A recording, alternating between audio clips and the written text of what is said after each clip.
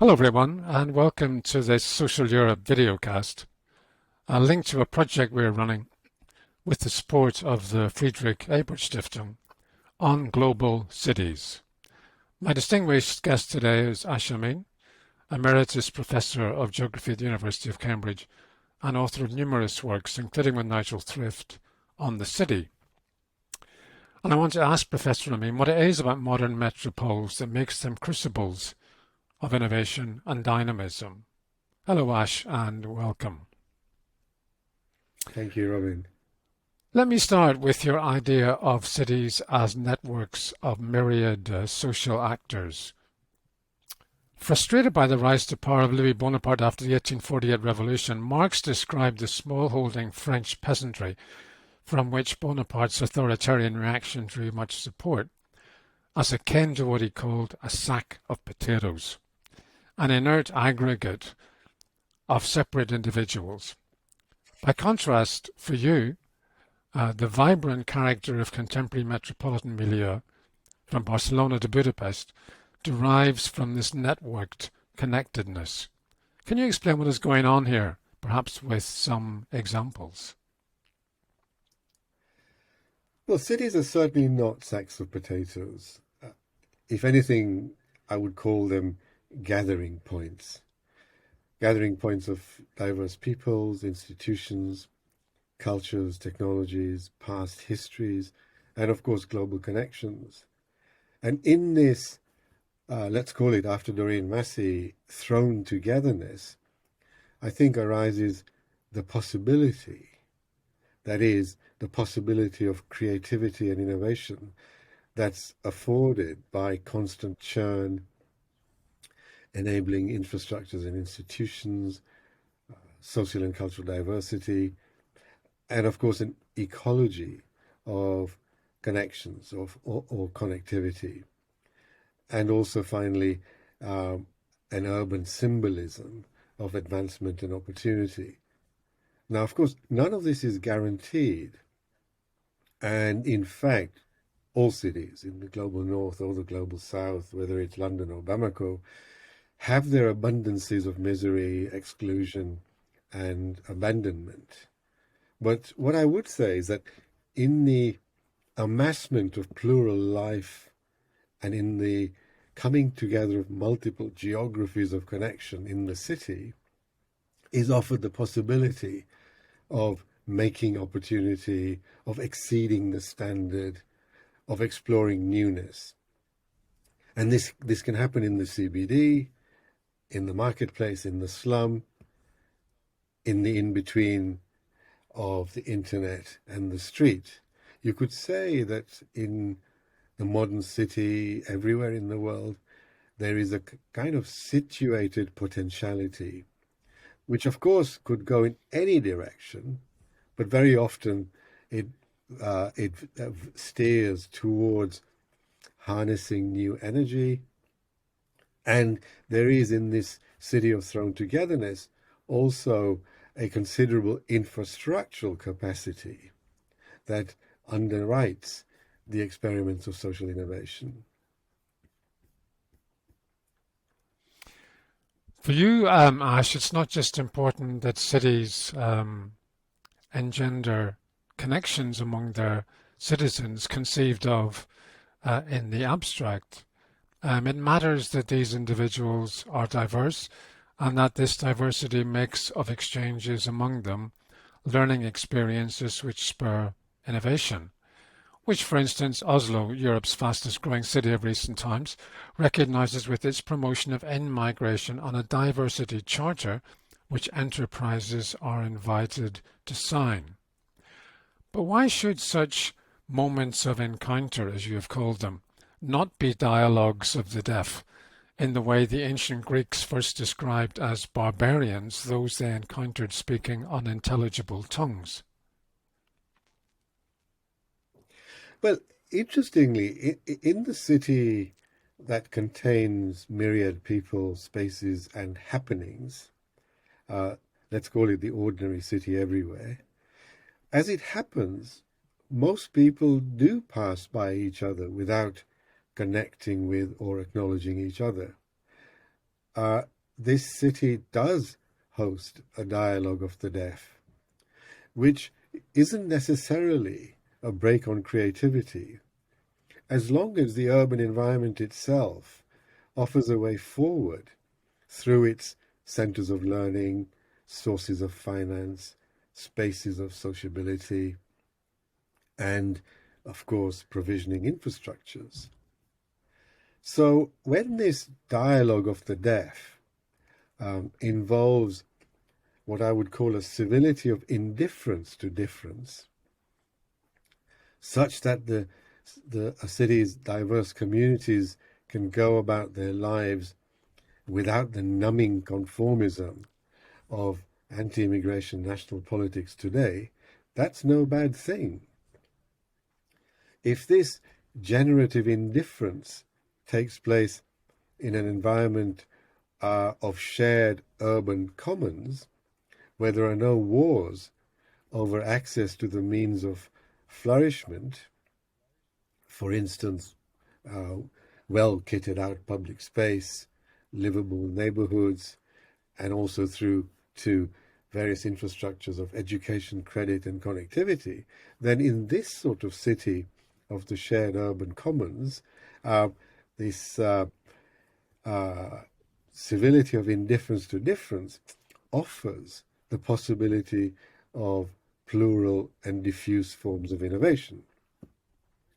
In this kind of city, I don't think there is any injunction of encounter or recognition between the strangers who inhabit the city, only the signal that from the overlaps of shared resources and spaces might arise a certain mutuality of cohabitation, a social disposition towards inhabiting the common city. This at least is one line of thinking that I'm pursuing in my book, After Nativism, which is out in September with Polity Press, on what lessons there are to be learned from practices of urban cohabitation for a progressive politics of belonging in an age of intolerance. And I want to come back to that when we talk a bit about the politics of Europe's cosmopolitan cities today. First of all, in a previous book you wrote with Nigel Thrift, Seeing Like a City, you described the city as a highly complex, machine-like entity. This view implied that its governance could only be what you described as collaborative, strategic, and inclusive, not panoptical.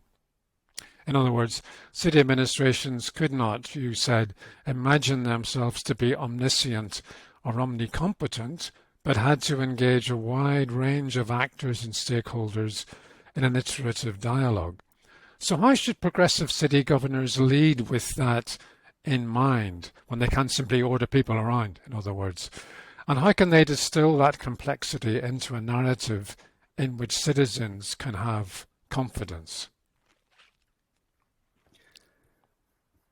Well, there is one panoptical implication that arises from seeing the city as a kind of an infrastructural machine, and which is that here progressive municipalities could use urban infrastructures to engineer generalized well-being instead of fashioning grand utopian plans or rolling out, as we find today, data-led smart cities. Now, in the case of cities with very sharp social and spatial exclusions, this would mean ensuring that good quality and affordable services and collective facilities are more equitably distributed. The provisions of land, public space, housing, education, healthcare, energy, water and sanitation, and of course of work and social insurance could become matters of fiscal priority, public ownership, and in general distributive justice far more than they are now, and they could become such as questions of collective survival. So the justification of such extensions of infrastructure, let's call it that, could be a moral one, but more importantly, it must be a political justification, beginning with city leaders persuading publics of the wasted potential and costly harm of organizing the city for only the few. But then you're also right about the limits of godlike public administration. The city of thrown togetherness is, of course, the city of plural authority and agency, which is dispersed in its material systems, machinic intelligence, for instance, in its different communities, in its different institutions and neighborhoods. And of course, let's not forget, always an agency that comes through the imprint of past legacies. Now, these autonomies resist any attempt to over-engineer, to oversteer, to overwrite the city.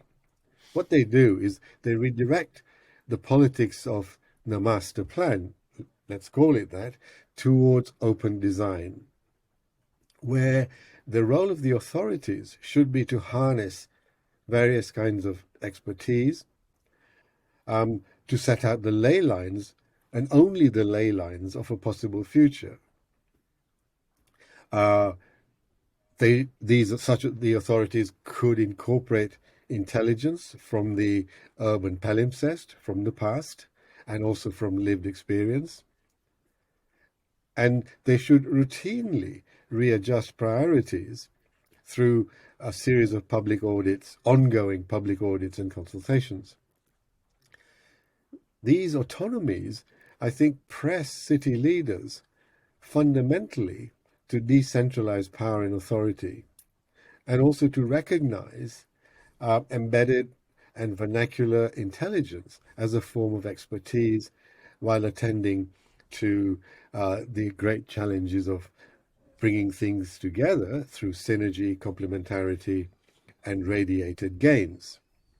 So, this plural and embedded authority redefines urban strategy, I think, as the art of temporal awareness, collaborative anticipation, and above all, diplomatic negotiation, which is quite a challenge of public persuasion and governance in the case of many 100-mile cities of 10 million inhabitants and millennial evolution.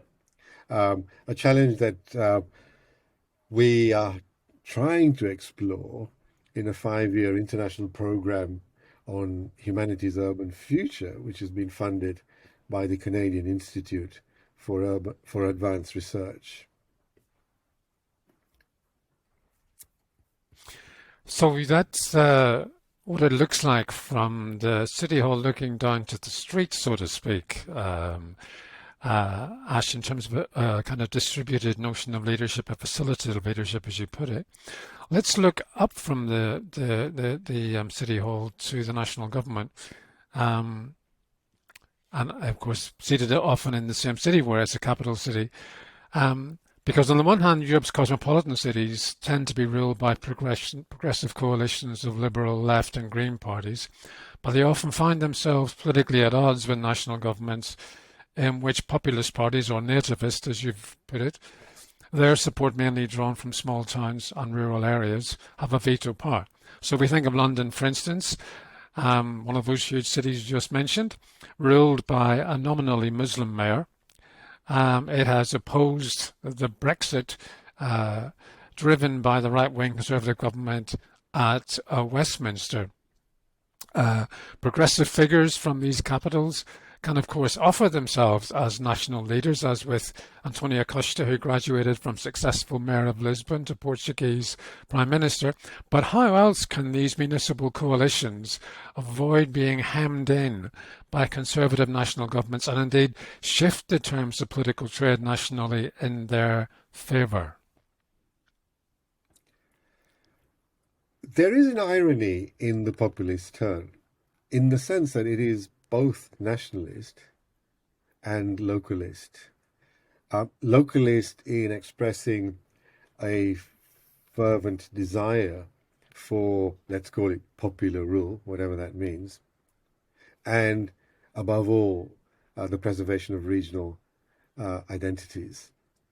Admittedly, in this case, without elites, cosmopolitans, and migrants. But nonetheless, the localism of the populist turn, I think, presents an opportunity to progressive urban coalitions. If they can make the case for an open and inclusive city with no preordained sense of place or deserving or meritorious subject, I think a political opening exists for mounting a progressive localism through collaborations between municipal and regional assemblies, those assemblies that can show that they're capable of delivering generalized well-being and social security without the strictures, the constraints, the exclusions of nativist localism, which privileges only particular social subjects. Now, this said, equally, as you say, progressive municipalities are increasingly collaborating with each other internationally. And through their representative bodies, and there's a host of these international bodies of city mayors and progressive municipalities, what they are doing is, I think they're acquiring formidable political power and, of course, economic capital, because most of these circuits include a host of capital cities. So what we see, I think, through the formation of these international intercity alliances, is that there is a de facto circumvention of conservative nationalism in the major centers of population concentration, which could shift the terms of political trade nationally, as you put it, by developing what I would call a charismatic politics of devolved nation. Isn't this exactly why nationalist governments so often fear municipal democracy? Well, that's very interesting, Ash, because if one were to take, for example, Ulrich Beck's notion of cosmopolitanism, and my understanding of it, what Beck understood by cosmopolitanism was the ability to make a connection with the other at every level, from the local through the regional to the national to the international. Cosmopolitanism, of course, has a more pejorative connotation, as in Craig Calhoun's dismissal of it as the class consciousness of frequent flyers. But if we go with what Beck says about it, that's the implication I think you're coming to, that what matters in this context, whatever the scale of the government we're talking about, is this progressive ability to make connections in ways which perhaps disarm some of the populists, since this is a politics without any enemies, and populism is defined as a politics with enemies at its heart. Is that a fair way of describing what you're saying, or would you put it differently? No, it's a very fair way of describing it. I mean, yes, very much starting with Beck's acknowledgement that cosmopolitanism is an ability to work with multiple geographies of formation and connection. In other words, not to deny globalism, but to work with it, but at the same time, in doing that, not negating the local or saying that the local is parochial. Far from it. Doreen Massey had a fantastic phrase, which is to work with a global sense of place. To be as committed to place as you are to its place in the world. But equally, I think what I'm also saying here is that with that kind of cosmopolitanism, you automatically seek out international alliances and also local commitments that, in a sense, work in synergy with each other, where you don't, as it were, as a municipal authority, go global for the purpose of then neglecting particular uh, uh, forgotten communities, displaced peoples, black lives in your own uh, uh, homegrown patch. And the trick here to this kind of municipal globalism is to ensure that let's call it the internationalism that you embrace essentially works from below. Okay, that's the sine qua non. Because again, to come back to your point about the populists, as of course they always present themselves not only as counterposed to some other, whether they be Roma or some other ethnic group, but they also present themselves as hostile to what's represented as a metropolitan elite of people who are purportedly out of touch with their sense of the local, their sense of the street. So what you're implying is that it's possible to have a progressive alternative to that, which is at least as much in touch with the street, but because it's a politics without borders, can also extend completely transnationally and globally. Yeah, and its politics of the street is not one which privileges particular subjects. It sort of works with, let's put it this way, all the subjects, all the bodies that find themselves cohabiting on the street, right? Black, white, brown, disabled, of multiple genders, and the rest.